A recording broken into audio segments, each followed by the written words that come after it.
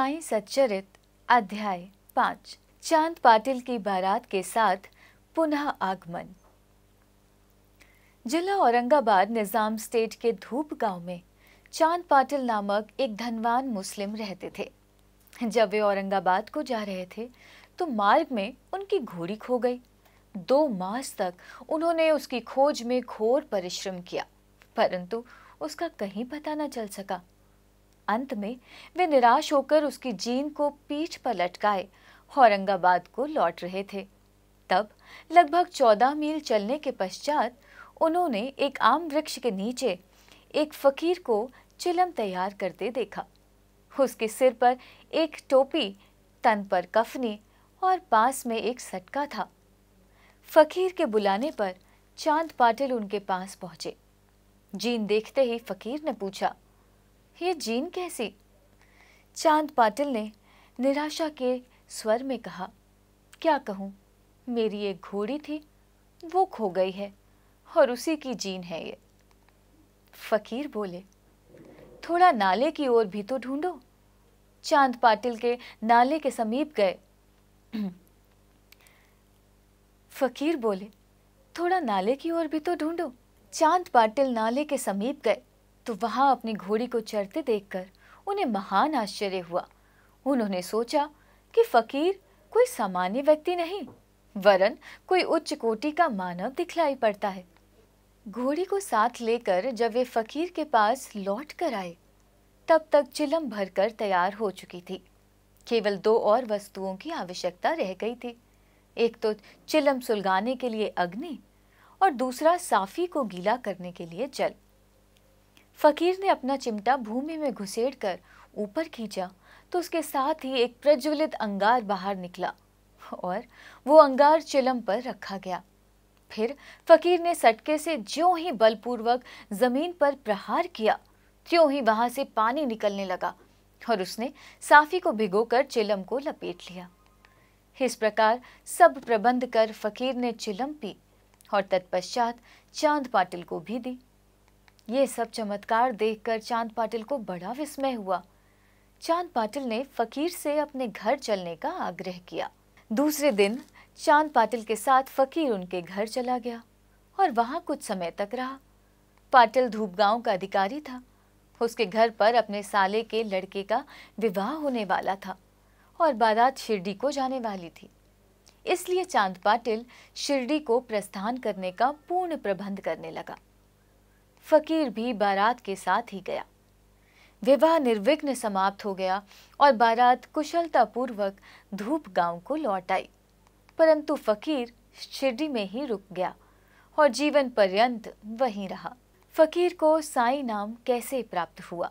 जब बारात शिरडी में पहुंची तो खंडोबा के मंदिर के समीप महलसापति के खेत में एक वृक्ष के नीचे ठहराई गई। खंडोबा के मंदिर के सामने ही सब बैलगाड़ियां खोल दी गईं और बारात के सब लोग एक एक करके नीचे उतरने लगे। तरुण फकीर को उतरते देख महलसापति ने आओ साईं कहकर उनका अभिनंदन किया तथा अन्य उपस्थित लोगों ने भी साईं शब्द से ही संबोधन कर उनका आदर किया। इसके पश्चात वे साईं नाम से ही प्रसिद्ध हो गए। अन्य संतों से संपर्क। शिरडी आने पर श्री साईं बाबा मस्जिद में निवास करने लगे। बाबा के शिरडी में आने के पूर्व देवीदास नाम के एक संत अनेक वर्षों से वहां पे रहते थे। बाबा को वो बहुत प्रिय थे। वे उनके साथ कभी हनुमान मंदिर में और कभी चावड़ी में रहते थे। कुछ समय के पश्चात जानकीदास नाम के एक संत का भी शिरडी में आगमन हुआ। अब बाबा जानकीदास से वार्तालाप करने में अपना बहुत सा समय व्यतीत करने लगे। जानकीदास भी कभी कभी बाबा के स्थान पर चले आया करते थे और पुरतांबे के श्री गंगागीर नामक एक पारिवारिक वैश्य संत भी बहुधा बाबा के पास आया जाया करते थे। जब प्रथम बार उन्होंने श्री साईं बाबा का बागीचा सींचने के लिए पानी ढोते देखा तो उन्हें बड़ा अचंभा हुआ। वे स्पष्ट शब्दों में कहने लगे कि शिरडी परम भाग्यशालिनी है, जहाँ एक अमूल्य हीरा है, जिसे तुम इस प्रकार परिश्रम करते हुए देख रहे हो। वे कोई सामान्य पुरुष नहीं, अपितु वो भूमि बहुत भाग्यशालिनी तथा महान पुण्य भूमि है। इसी कारण इसे ये रत्न प्राप्त हुआ है। इसी प्रकार श्री अक्कलकोट महाराज के एक प्रसिद्ध शिष्य संत आनंदनाथ येवला मठ, जो कुछ शिरडी निवासियों के साथ शिरडी पधारे, उन्होंने भी स्पष्ट कहा कि यद्यपि ब्रह्म दृष्टि से ये साधारण व्यक्ति जैसे प्रतीत होते हैं, परंतु ये सचमुच असाधारण व्यक्ति है। इसका तुम लोगों को भविष्य में अनुभव होगा। ऐसा कहकर वे येवला को लौट गए। ये उस समय की बात है जब शिरडी बहुत ही साधारण सा गांव था और साईं बाबा छोटी उम्र के थे। बाबा का रहन सहन व नित्य कार्यक्रम। तरुण अवस्था में श्री बाबा ने अपने केश कभी भी नहीं कटाए और वे सदैव एक पहलवान की तरह रहते थे। जब वे राहाता जाते, जो कि शिरडी से 3 मील दूर है, तो वहां से वे गेंदा, जाई और जूही के पौधे मोल ले आया करते थे। वे उन्हें स्वच्छ करके उत्तम भूमि देखकर लगा देते और स्वयं सींचते थे। वामन तात्या नाम के एक भक्त इन्हें नित्य प्रति 2 मिट्टी के घड़े दिया करते थे। इन घड़ों के द्वारा बाबा स्वयं ही पौधों में पानी डाला करते थे। जैसे ही घड़े वहां रखते, वैसे ही वे फूट जाया करते थे, क्योंकि वे बिना तपाए और कच्ची मिट्टी के बने रहते थे। दूसरे दिन तात्या उन्हें फिर 2 नए घड़े दिया करते थे। यह क्रम 3 वर्षों तक चला और श्री साईं बाबा के कठोर परिश्रम तथा प्रयत्न से वहां फूलों की एक सुंदर फुलवारी बन गई। आजकल इसी स्थान पर बाबा के समाधि मंदिर की भव्य इमारत शोभायमान है, जहां सहस्त्रों भक्त आते जाते रहते हैं। नीम वृक्ष के नीचे पादुकाओं की कथा। श्री अक्कलकोट महाराज के एक भक्त, जिनका नाम भाई कृष्णा जी अलीबागकर था, उनके चित्र का नित्य प्रतिपूजन किया करते थे। एक समय उन्होंने अक्कलकोट शोलापुर जिला जाकर महाराज की पादुकाओं का दर्शन एवं पूजन करने का निश्चय किया, परंतु प्रस्थान करने के पूर्व अक्कलकोट महाराज ने स्वप्न में दर्शन देकर उनसे कहा कि आजकल शिरडी ही मेरा विश्राम स्थल है और तुम वहीं जाकर मेरा पूजन करो। इसलिए भाई ने अपने कार्यक्रम में परिवर्तन लाकर शिरडी आकर श्री साईं बाबा की पूजा की। वे आनंद पूर्वक शिरडी में 6 मास रहे और इस स्वप्न की स्मृति स्वरूप उन्होंने पादुकाएं बनवाई। शक संवत 1834 में श्रावण में शुभ दिन देखकर नीम वृक्ष के नीचे वे पादुकाएं स्थापित कर दी। दादा केलकर तथा उपासिनी महाराज ने यथाविधि स्थापना उत्सव संपन्न किया। एक दीक्षित ब्राह्मण पूजन के लिए नियुक्त कर दिया गया और प्रबंध का कार्य एक भक्त सगुण मेरू नायक को सौंपा गया। कथा का पूर्ण विवरण। थाने के सेवानिवृत्त मामलतदार श्री BV देव, जो श्री साईं बाबा के एक परम भक्त थे, उन्होंने सगुण मेरू नायक और गोविंद कमलाकर दीक्षित से इस विषय में पूछताछ की। पादुकाओं का पूर्व विवरण श्री साईं लीला भाग 11 संख्या 1 पृष्ठ 25 में प्रकाशित हुआ है, जो निम्नलिखित है। शक 1834 सन 1912 में मुंबई के एक भक्त डॉक्टर रामराव कोठारे बाबा के दर्शनार्थ शिरडी आए। उनका कंपाउंडर और उनके मित्र भाई कृष्ण जी अलीबागकर भी उनके साथ में थे। कंपाउंडर और भाई के सगुण मेरू नायक तथा जी के दीक्षित से घनिष्ठ दोस्ती हो गई। अन्य विषयों पर चर्चा करते समय इन लोगों को विचार आया कि श्री साईं बाबा के शिरडी में प्रथम आगमन तथा पवित्र नीम वृक्ष के नीचे निवास करने की ऐतिहासिक स्मृति के उपलक्ष्य में क्यों ना पादुकाएं स्थापित की जाएं। जब पादुकाओं के निर्माण पर विचार विमर्श होने लगा, तब भाई के मित्र कंपाउंडर ने कहा कि यदि ये बात मेरे स्वामी कोठारी को विदित हो जाए तो वे इस कार्य के निमित्त अति सुंदर पादुकाएं बनवा देंगे। उन्होंने शिरडी आकर पादुकाओं की रूपरेखा बनाई तथा इस विषय में उपासिनी महाराज से भी खंडोबा के मंदिर में भेंट की। उपासिनी महाराज ने उसमें बहुत सुधार किए और कमल फूल आदि खींच दिए तथा नीचे लिखा श्लोक भी रचा, जो नीम वृक्ष के महात्म्य व बाबा की योग शक्ति का द्योतक था, जो कि इस प्रकार है। सदा निम्ब वृक्षस्य मूलाधिवासात् सुधा श्राविणम तिक्तमप्य प्रियम तम तसम कल्प वृक्षाधिकम साधयन्तम नमामीश्वरम सद्गुरु साईनाथम। अर्थात मैं भगवान साईनाथ को नमन करता हूँ, जिनका सानिध्य पाकर नीम वृक्ष कटु तथा अप्रिय होते हुए भी अमृत वर्षा करता था। इस प्रकार का रस अमृत कहलाता है। इसमें अनेक व्याधियों से मुक्ति देने के गुण होने के कारण इसे कल्प वृक्ष से भी श्रेष्ठ कहा गया है। उपासनी महाराज का विचार सर्वमान्य हुआ और कार्य रूप में भी परिणत हुआ।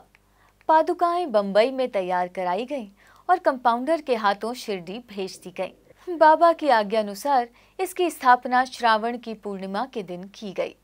इस दिन प्रातःकाल 11 बजे जी के दीक्षित उन्हें अपने मस्तक पर धारण कर खंडोबा के मंदिर से समारोह और धूमधाम के साथ द्वारका माई में लाए।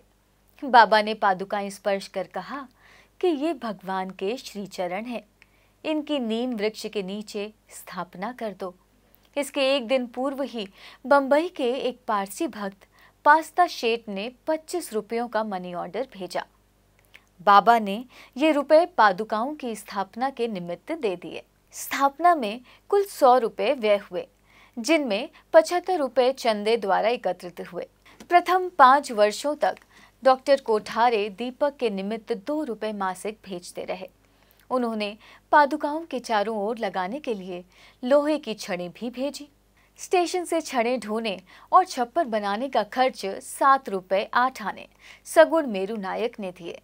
आजकल जाखड़ी नाना पुजारी पूजन करते हैं और सगुण मेरू नायक नैवेद्य अर्पण करते तथा संध्या को दीपक जलाते हैं। भाई कृष्णा जी पहले अक्कलकोट महाराज के शिष्य थे।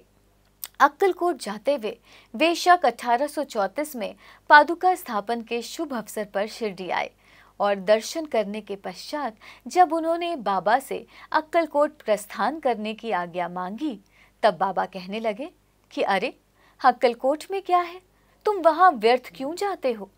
वहां के महाराज तो यही मैं स्वयं है। ये सुनकर भाई ने अक्कलकोट जाने का विचार त्याग दिया।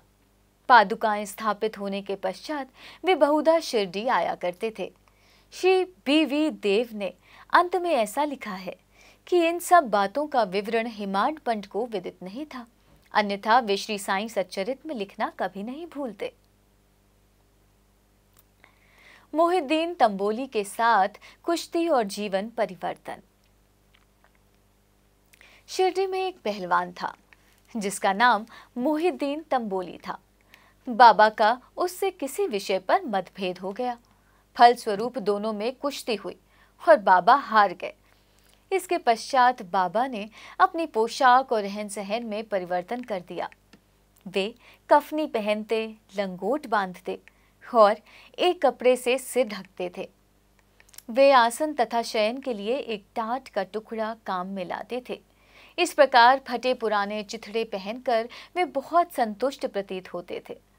वे सदैव यही कहा करते थे कि गरीबी अव्वल बादशाही, अमीरी से लाख सवाई, गरीबों का अल्लाह भाई। गंगागीर को भी कुश्ती से बड़ा अनुराग था। एक समय जब वो कुश्ती लड़ रहा था, तब इसी प्रकार उसको भी त्याग की भावना जागृत हो गई।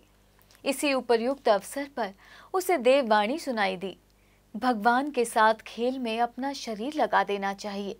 इस कारण वो संसार छोड़ आत्म अनुभूति की ओर झुक गया। पुणा तांबे के समीप एक मठ स्थापित कर वो अपने शिष्यों सहित वहां रहने लगा। साईं बाबा लोगों से न मिलते और न ही वार्तालाप करते थे। जब कोई उनसे कुछ प्रश्न करता तो वे केवल उतना ही उत्तर देते थे। दिन के समय वे नीम वृक्ष के नीचे विराजमान रहते थे।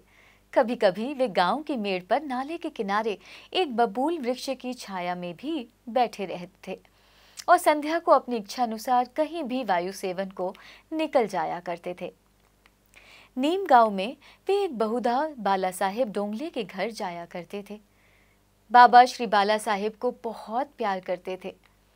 उनके छोटे भाई, जिसका नाम नाना साहेब था, के द्वितीय विवाह करने पर भी उनको कोई संतान न थी।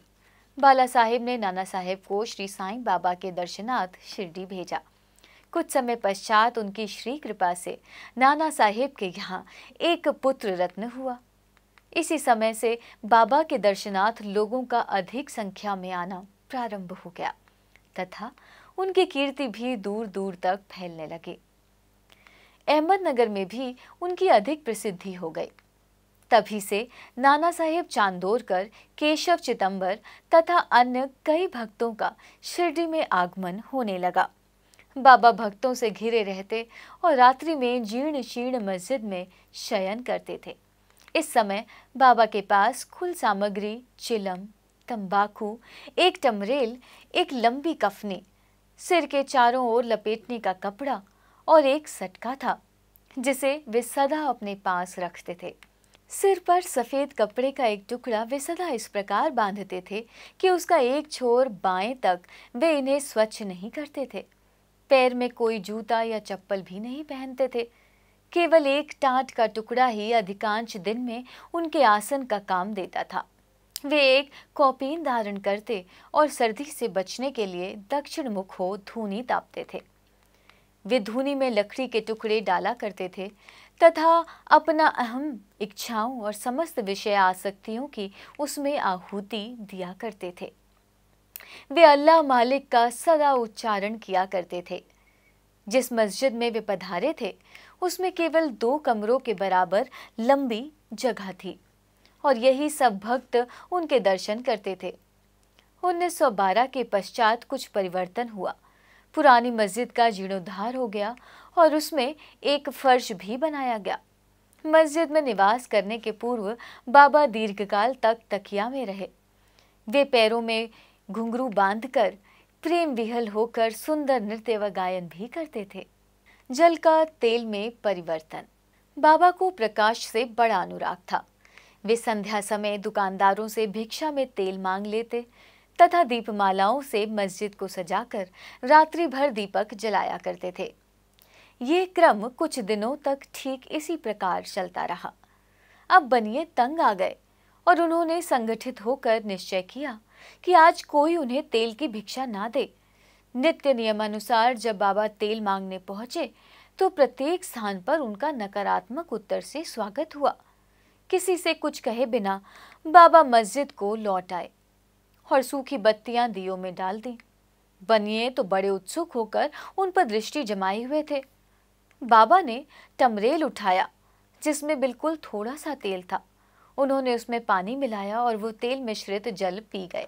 उन्होंने ऐसे पुनः 3 पाठ में उगल दिया और वही तौलिया पानी दियों में डालकर उन्हें जला दिया। उत्सुक बनियों ने जब दीपक को पूर्ववत रात्रि भर जलते देखा तब उन्हें अपने किए पर बड़ा दुख हुआ और उन्होंने बाबा से क्षमा याचना की। बाबा ने उन्हें क्षमा कर भविष्य में सत्य व्यवहार रखने के लिए सावधान किया। मिथ्या गुरु जौहर अली। उपर्युक्त वर्णित कुश्ती के 5 वर्ष पश्चात जौहर अली नाम के एक फकीर अपने शिष्यों के साथ राहता आए। वे वीरभद्र मंदिर के समीप एक मकान में रहने लगे। फकीर विद्वान था। कुरान की आयतें उसे कंठस्थ थी। उसका कंठ मधुर था। गांव के बहुत से धार्मिक और श्रद्धालु जन उनके पास आने लगे और उसका यथा योग्य आदर होने लगा। लोगों से आर्थिक सहायता प्राप्त कर उसने वीरभद्र मंदिर के पास एक ईदगाह बनाने का निश्चय किया। इस विषय को लेकर कुछ झगड़ा हो गया, जिसके फलस्वरूप जौहर अली राहता छोड़ शिरडी आया और बाबा के साथ मस्जिद में निवास करने लगा। उसने अपनी मधुर वाणी से लोगों का मन जीत लिया। वो बाबा को भी अपना शिष्य बताने लगा। बाबा ने कोई आपत्ति नहीं की और उसका शिष्य होना स्वीकार कर लिया। तब गुरु और शिष्य दोनों पुनः राहता में आकर रहने लगे। गुरु शिष्य की योग्यता से अनभिज्ञ था, परंतु शिष्य गुरु के दोष से पूर्ण परिचित था।